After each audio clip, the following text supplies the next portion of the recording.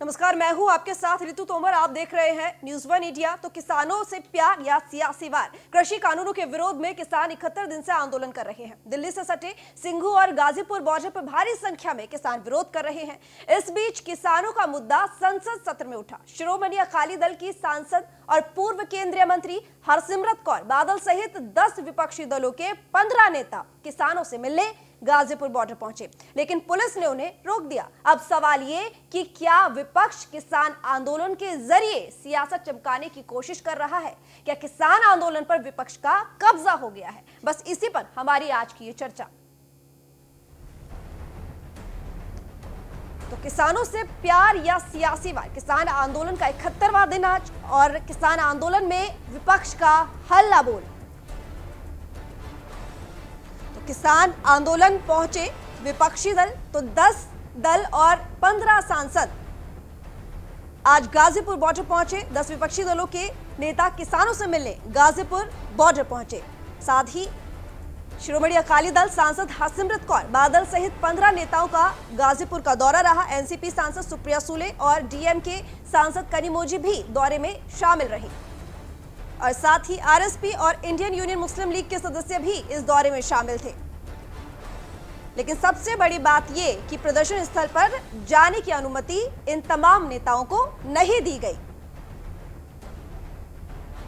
लेकिन एक साथ सभी नेताओं का जाना, पूरे विपक्ष का जाना, इस बात की तरफ इशारा करता है कि आखिर ये किसानों के लिए प्यार है या सियासी वार है? आखिर क्या चाह रहा है विपक्ष? तो वहीं इस मुद्दे पर एनसीपी सांसद सुप्रिया सुले और शिरोमणि अकाली दल की नेता हरसिमरत कौर बादल, जो कि मोदी सरकार में मंत्री भी रह चुकी है, हालांकि कृषि कानून के विरोध में इस्तीफा दे दिया था, उनका क्या कुछ कहना है, सुनिए। हमारी ड्यूटी रहेगी जो पहले से है, इस पर चर्चा हो और अमन से, शांति से यहाँ से कुछ निकले। संजय राउत जी और वो मिलके आए, और हमारे जो भी महाराष्ट्र के भी किसान आए वो सब उनके कांटेक्ट में, और हम सबकी कोशिश रहे कि अमन से, शांतिपूर्वक इससे कुछ निकले। मैम, लोकसभा हो या राज्यसभा हो, हर तरफ किसानों का मुद्दा है, बात कैसे हल कैसे निकलेगा? लेकिन मैम आंदोलन तो सरकार दे सकती है, जिन्होंने 3 किलोमीटर की बैरिकेडिंग लगा के किसानों से किसी को मिलने के लिए वजह बनाया है, और एक तरह से पूरी जेल में, जिसमें ना पानी, ना खाना, ना बिजली, ना इंटरनेट, उनको उस हालात में अगर रखी है जिस हालात में इंसान अपने जानवर को भी नहीं रखता।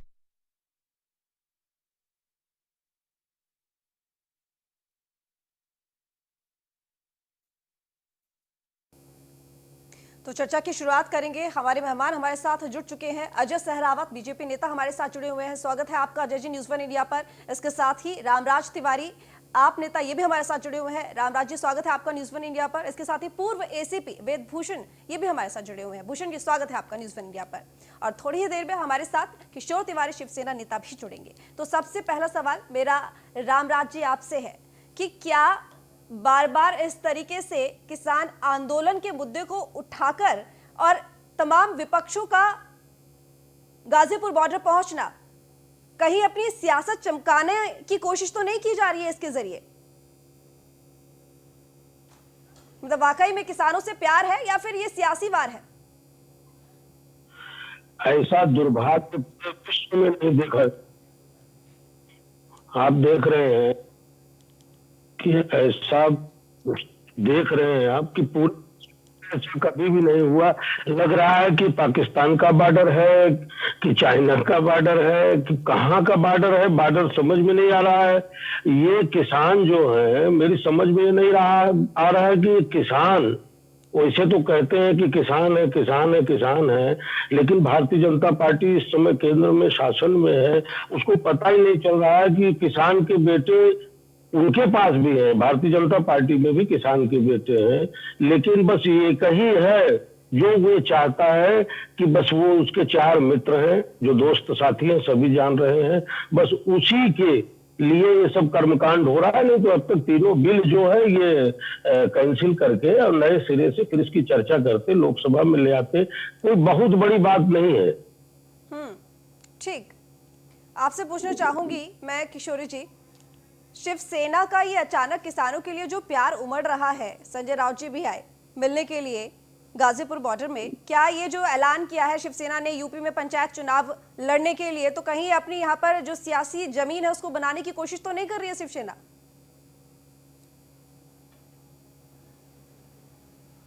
समर्थन दिया है ये, और समर्थन बताने वो राकेश टिकैत से मिले, ये बात तो साफ है। दूसरी बात आपने एक पूछी कि ये सियासी वार तो नहीं है किसानों के नाम पर। मैं अभी बता रहा हूं, बीजेपी भी जन आंदोलन के जरिए ही आई है सत्ता में, अन्ना का आंदोलन के बाद आए। और दूसरी बात मैं बताऊं, पहली बार जनता दल भी आई थी तो जयप्रकाश नारायण के आंदोलन के बाद आई थी। तो जन आंदोलन के बाद सत्ता परिवर्तन का फायदा विपक्ष लेता है, और ये किसानों का आंदोलन जन आंदोलन बन चुका है।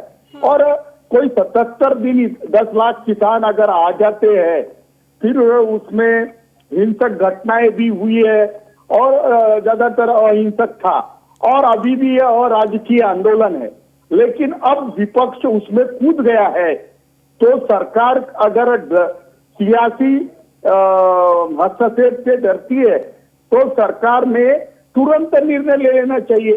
देखो, आप अगर 77 दिन तक नहीं है और आप उनको कुछ शत्रु तरीका देखते हैं, आप उनको देशद्रोही बताते हो, आप उन्हें आतंकी बताते हो, ये कोई अनुचित बात है।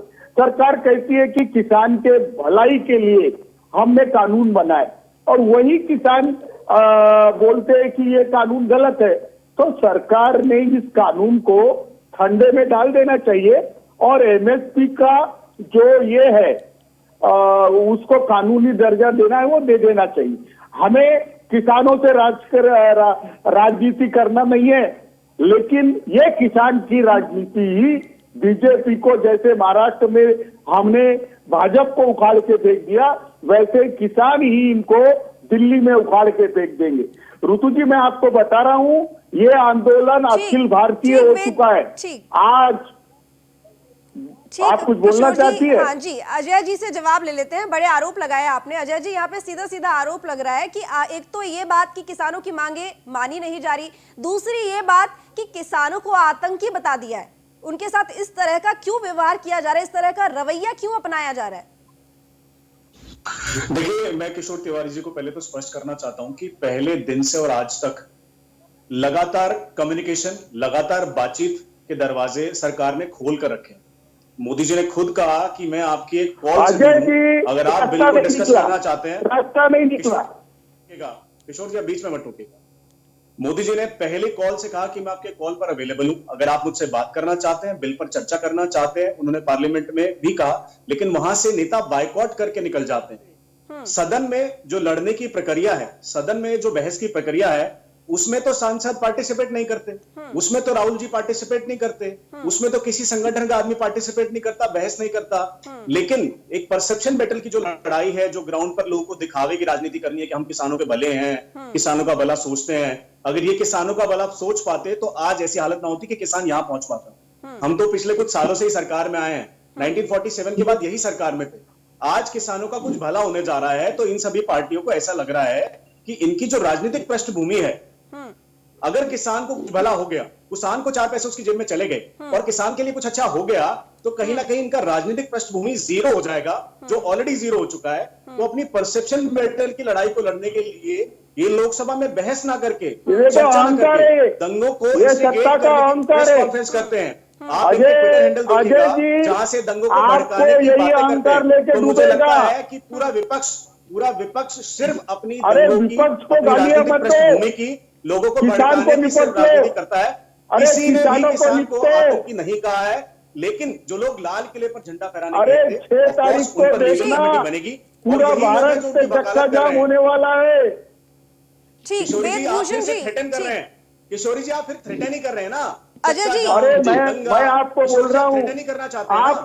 आप मुझे पढ़े लिखे लगते हैं, शिवसेना का आप मूर्खों की बात क्यों कर रहे हो? मत सिखाइए कि आप पढ़े लिखे हो तो मूर्खों की बात मत करो। दंड तरीके अगर मोदी जी बात करते रहते तो मैं समझ सकता था। शांत रहिए।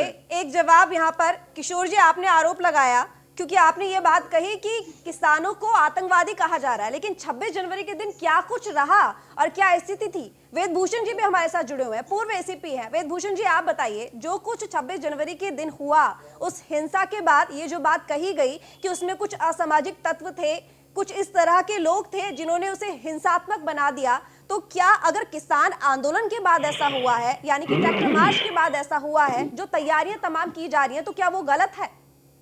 देखिए, जो रामपुर के एक नवरीत सिंह जिनकी डेथ एक ट्रैक्टर पलटने से तय हो गई थी, उसको लेकर पुलिस को और इससे पहले आर्मी को और हमारी कोर्ट को ये दिखाने की कोशिश की जा रही है कि ये पार्टी के साथ एफिलिएशन रहते हैं। ये बहुत शर्म की बात है, सोचने का विषय है। अभी आप देखें जिस तरह से रेड फोर्ट के ऊपर एक पर्टिकुलर एक निशान साहिब का चिन्ह लहरा दिया गया, उसके लिए कोई शर्म एक किसी पार्टी ने व्यक्त नहीं किया है।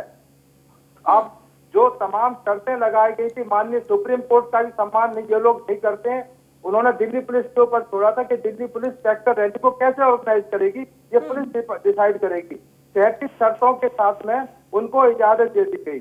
जैसे ही 8 बजे परेड निकलनी शुरू हुई, इनका रैली का टाइम 12 बजे दिया गया था। इन्होंने पूरी प्लानिंग के साथ में 8 बजे तमाम बैरिकेड को तोड़ दिया, किसी कानून को नहीं माना, कायदे को नहीं माना, और आईटीओ पर आकर, रेड फोर्ट पर आकर जो नंगा नाच हुआ है, ये मैं सबसे पूछना चाहता हूँ जो चैनल पर बैठे हैं, आपके व्यूअर्स हैं, क्या ये सारे किसान नहीं थे? ये सारे उग्रवादी थे? ये कोई कहता है कि किसान थे, कोई कहता नहीं थे। अब आप देखते जो मुकदमा दर्ज हुआ है, जिसने झंडा फहराया था दीप सिद्धू, वो बीजेपी का आदमी बताया जाता है। दिल्ली पुलिस ने उसके ऊपर 1 लाख रुपए का इनाम घोषित किया है, उसके खिलाफ 107 का मुकदमा दर्ज है। अभी जो मैं कांग्रेस बीजेपी की बात नहीं कहता, आज जो मैडम गांधी गई हुई है, रामपुर के अंदर गई हुई है, ये जो आदमी जिसको नवनीत नाम का आदमी मरा है, इसके खिलाफ 186, 353, 332, 307 आईपीसी का मुकदमा दर्ज है। अटेम्प्ट टू मर्डर, इसने पुलिस वालों के ऊपर ट्रैक्टर चढ़ाने की कोशिश की। ये ऑस्ट्रेलियन आदमी है, अभी 3 दिन पहले ही इंडिया आया था। ये इसको आप किसान मानेंगे, क्या मानेंगे? तो आप पढ़े लिखे लोग हैं। वो चलिए ठीक, वेद जी, अब किशोर जी से बात कर लेते हैं। इन्होंने ही आरोप लगाया है कि किसानों को आतंकवादी बना दिया गया है। किशोर जी, अब जवाब दीजिए आप। ये बीजेपी का आदमी बताते हैं, उसके खिलाफ मुकदमा दर्ज किया है। किशोर जी सुन रहे हैं ना, बोलिए। खिलाफ मुकदमा दर्ज। वेद जी लौटूंगी आपके पास, पूरी बात करने दे रहा हूँ। नहीं, बोलिए किशोर जी आप। वेद जी लौटूंगी आपके पास। देखिए वेदभूषण जी बोलता हूँ मैं। वेदभूषण जी देखो, आप रिटायर्ड एसीपी हो, कई जीवन में कई आंदोलन देखे होंगे।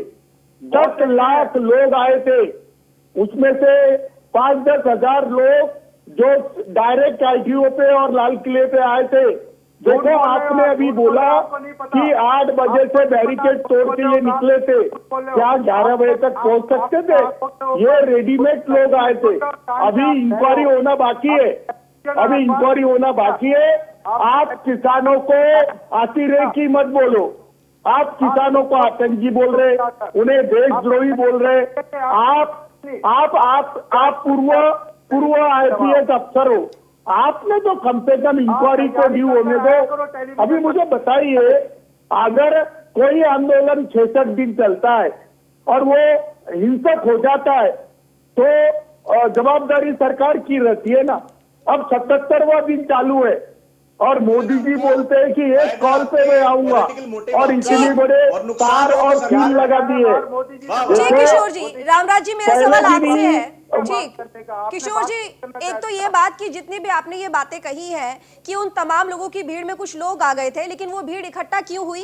किसानों की जिद थी, किसानों ने जिम्मेदारी ली थी कि ये मार्च हम निकालेंगे और ये हमारी जिम्मेदारी है कि इसमें कोई भी असामाजिक तत्व नहीं आएगा। ठीक है, आपके पास लौटूंगी, लेकिन मेरा सवाल अब आपसे है रामराज जी, क्योंकि यहाँ पर हमारे साथ मौजूद हैं बीजेपी नेता अजय सहरावत जी, और उन्होंने ये बात कही है कि विपक्ष अपनी पृष्ठभूमि तैयार कर रहा है, क्योंकि उसको डर है अगर किसान जो ये कानून लाए गए हैं इनके जरिए किसानों को फायदा हो जाता है तो मुद्दा नहीं बचेगा आगे।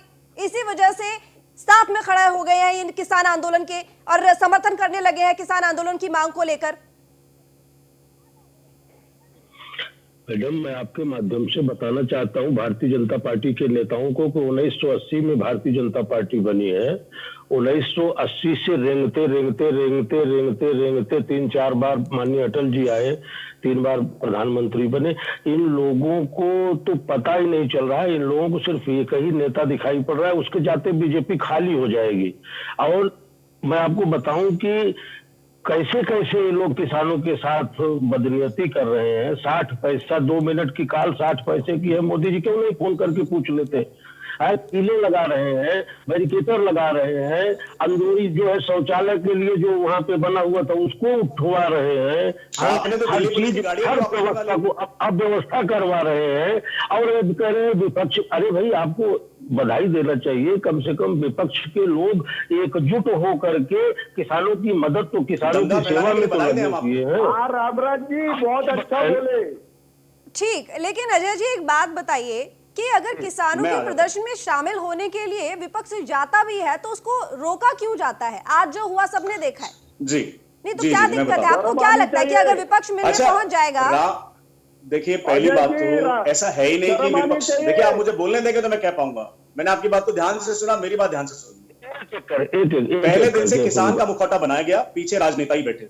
पहले दिन से कहा गया कि मंच नहीं दिया जाएगा नेताओं को, कोई पॉलिटिकल आदमी इसमें शामिल नहीं होगा।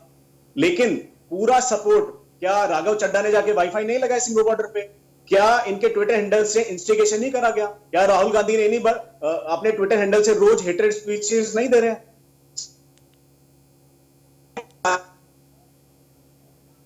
लग गया कि आज सामने आ जाओ, तो आज ये उस मार्केट को बुना रहे हैं। पहले भी थे, आज भी है। ये पूरा पॉलिटिकल कैंपेन है, किसानों के कंधे पर रखकर बंदूक चला रहा है विपक्ष और सिर्फ अपनी राजनीतिक भूमि को तलाश कर रहा है। और केजरीवाल जी तो ऐसी खराब राजनीति कर रहे हैं। 576 बसें थी डीटीसी की, जो दिल्ली पुलिस के कर्मचारियों को ले जाने के लिए लगी हुई थी। मैं बता रहा हूँ, मैं बता रहा हूँ 575 डीटीसी की बसें वापस बुला ली। 70 दिन हो गए आंदोलन को चलते हुए, 70 दिनों में आपका समाधान नहीं निकला। ठीक है, नहीं मैडम, देखिए समाधान कैसे निकलता है? कम्युनिकेशन बैरिकेडिंग्स लगा दी गई है रोकने के लिए। मैम एक बात मुझे बताइए, आप क्या पिछली 26 जनवरी को जो इंसिडेंट हुआ उसके बाद पुलिस प्रोटोकॉल के हिसाब से क्या सिक्योरिटी अरेंजमेंट पुलिस को नहीं करने चाहिए दिल्ली की आम जनता की सुरक्षा के लिए? दिल्ली की आम जनता की सुरक्षा की चिंता केजरीवाल जी को तो है नहीं, क्योंकि तो दिल्ली पुलिस की जो 575 बसें थी वो वापस बुला ली। जाने से क्यों रोक दिया फिर? आज दिल्ली की आम जनता की सुरक्षा तो आप कर रहे हैं, लेकिन विपक्ष को आज क्यों रोक दिया? रितु जी आप क्या चाहते हैं? वहां से खड़े होकर ये लोग हेटेड स्पीचेस दें और ये इनको अलाउ किया जाए, फिर वो पब्लिक फिर से भड़के, फिर दिल्ली में दंगा हो, जैसा 26 जनवरी को आप देख चुके हो। मैं एक ऐसे स्वरूप की बात कर रहा हूं जो ऑलरेडी आप, मैं और दिल्ली का हर निवासी देख चुका है। आप क्या चाहते हैं? फिर से वही सिचुएशन खड़ी हो इनकी हेटेड स्पीचेस से। और ये क्या करते हैं? पहले स्पीच देंगे, लोग भड़क जाएंगे, लोग दंगा करेंगे और बाद में क्या बोलेंगे? वो दंगा ही तो भाजपा ही थे, वो झंडा लगाने वाले तो भाजपा ही थे, ये लोग तो भाजपा ही थे। असल में क्या है, कर्म आप करो, कुकर्म आप करो, और जब वो नहीं, एक मिनट अजय जी, आज जिस तरीके की स्थिति गाजीपुर बॉर्डर के पास बनी हुई है, आपने इतनी बड़ी बड़ी बैरिकेडिंग्स लगा रखी हैं, कीले ठोक दी हैं, आपने ये इंतजाम 26 जनवरी के दिन क्यों नहीं किए थे? आखिर इतनी बड़ी चूक तब कैसे हो गई कि लास्ट में पहुंच गए? रितु जी, मैं आपको खुले दिल से कहना चाहता हूं, आज तक भारत सरकार ने किसी भी किसान पर हाथ नहीं उठाया। इन्होंने कहा कि हम किसान बनकर आएंगे, हमारे ट्रैक्टर से डरा ना जाए, देश का किसान है, दिल्ली में परेड करना चाहता है, शांतिपूर्ण ढंग से परेड करेगा। ट्रैक दिया, रास्ता दिया, पुलिस सिक्योरिटी दी, अरेंजमेंट दिया। At the end of the day क्या किया? अपनी हेटेड स्पीच में जो बोलते थे, हम तो लाल किले पर जाएंगे, हम तो लाल किले पर जाएंगे, एट द एंड इन्होंने वही किया जो पहले से प्री प्लान्ड था, इनके भाषणों में कहा गया, इन हेटेड स्पीचेस में कहा गया। इस बार दिल्ली पुलिस इस तरह की सुरक्षा इंतजाम करना चाहती है कि हम अगर ऐसी कोई स्थिति बनती है तो उसको सेफगार्ड करें। आम जनता को भी तो हमें बचाना है। हम केजरीवाल जी की तरह तो है नहीं, कहते जी हमारी तो अंडर पुलिस नहीं है, हम नहीं बचाएंगे लोग। जवाब दीजिए अब इस बात पर कि क्या अब ये विपक्ष किसान आंदोलन में जाकर किसान आंदोलन को धार देने की कोशिश कर रहा है, अपनी राजनीति चमकाने की कोशिश कर रहा है ताकि बीजेपी को घेरा जा सके? किसानों का अपमान मत करो, आंदोलन को तो किसानों ने ही धार दे दी है। अजय सरावत जी का मैं आभारी हूं कि उन्होंने हमको गुंडा नहीं कहा, उन्होंने हमें देशद्रोही नहीं कहा, बहुत अच्छी बात है। और मैं अभी बता रहा हूं कि इंक्वायरी में ये सब बाहर आ जाएगा कि उस दिन की दंगाई कौन थे। अब दंगाई लोगों का समर्थन ना तो किसान नेता करते हैं ना कोई भी विपक्ष करता है, और दंगे होने नहीं चाहिए, अहिंसा होनी नहीं चाहिए।